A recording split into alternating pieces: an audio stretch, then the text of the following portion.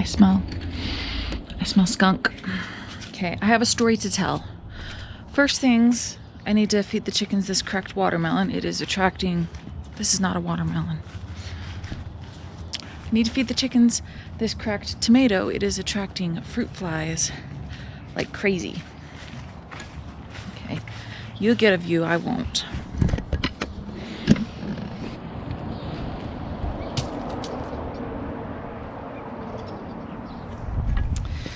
All right. Second thing before we get started with the story is the dog might bark, so I might have to voice over this story. Where's the sun at? I'm rusty on my filming. So, in a year where I've almost taken like a whole year off of homesteading, that's another story. So all I had was my perennials, my trees, my bushes. That's all the food we got this year. So you watch your trees and your apples, your peaches, your cherries. I mean, you just want them so bad because you're watching them the whole growing season. So the tree has apples on it, and we came out here and I was cleaning up the ground and the neighbor kid comes over and he asks me, do you want any help? And it's like, no, but okay, yeah, you can help. Okay, I'll come back later. What? I'll come back later. Okay. So he comes back later at a time where it's not really convenient for me. I was taking care of someone sick. Baby was being awake and needy. I mean, as a breastfeeding mother, you just got no freedom. So anyways, I said, okay, can you move the ladder? If I set you up with the ladder, can you move it around where you need it to pick? Anyway, so I had a basket out here, which I need to get another basket. So, you know, I just kind of set him up and then I was in and out of the house, right? He'd come and knock on the door when he needed the ladder moved. And then another little boy. So the first boy is like 13. The second boy that came over was like 7. And I know these boys pretty well from the neighborhood and schools and the little boy, I want to help. He just wanted, you know, something to do. And if you live in the suburbs, you know, kids just kind of, they can just kind of wander around. Okay, you can help. So boy number 1, you climb the ladder and you hand it to boy number 2. Boy number 2, you're a little bit too young. I'm not going to take responsibility for you climbing a ladder.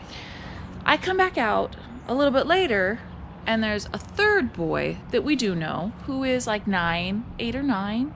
Always been a sweet boy.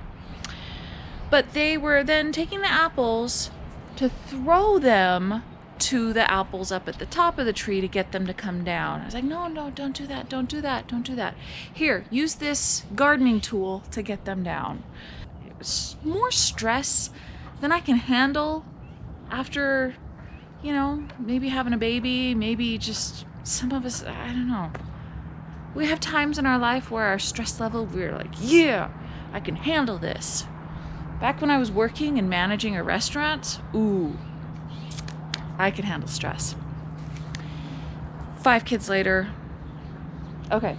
So anyway, so they're kind of talking and I'm picking up the story that they were playing kickball with the apples. They were playing kickball with the apples. So I look over into the street and I see apple carnage.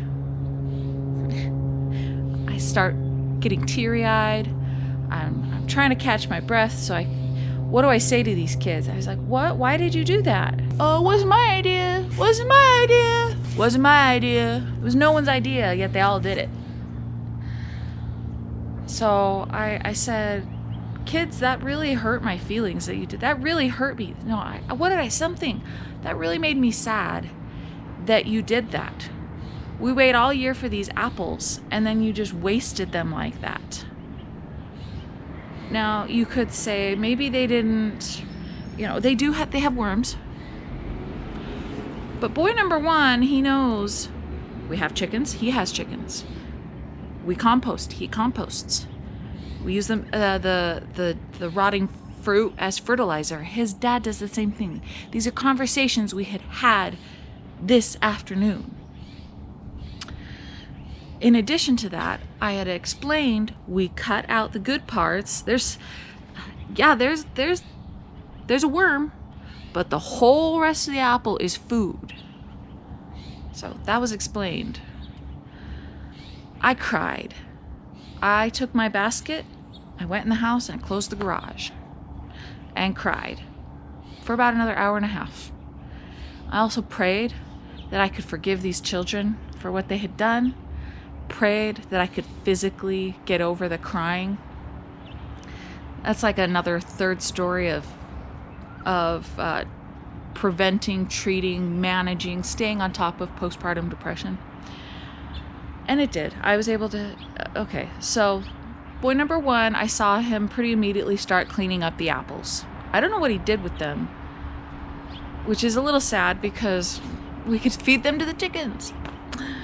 And then they came over and they were we were watching them as they gained their braveness up to come to the door to apologize. I didn't come to the door. I sent a child to talk to them at the door.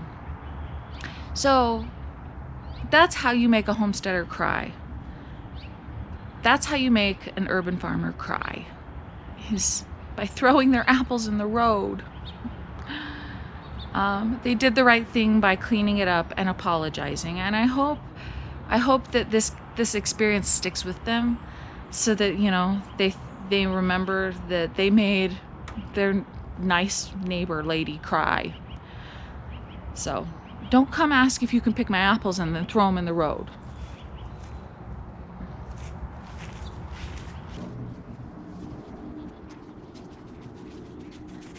We're not in the Great Depression, but I don't want to let any apples go to waste. So, minus the destruction from the boys, let's show you our meager harvest in the worst drought on history.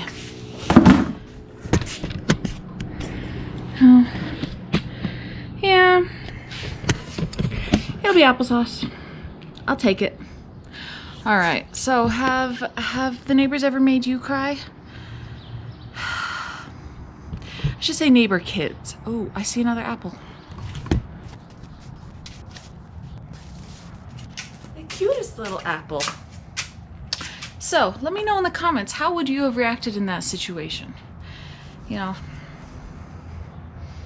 And have you ever had a situation like that? My dad had a situation similar. So he's got these big grapes you've seen in previous videos, and he had plums, and we put up a sign, free grapes and plums, help yourself. Neighbor kids just picked them and threw them in the road. And then we kids got to go pick them up. So unless you invite someone over, it's a tricky slope trying to share, because I've often thought about trying to put some boxes over here, along the road where the kids will walk home from school, and I wanted to plant something where they could pick it and eat it, like community.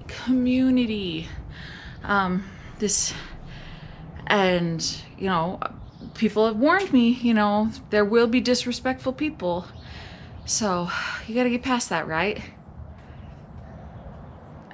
Community isn't built without heartache and learning, and what are some of these words that I'm trying to come up with that I can't, yeah. I still do want to plant something out in the front to share with people. All right, take care, guys, and keep growing. Grow something today, even if it's yourself.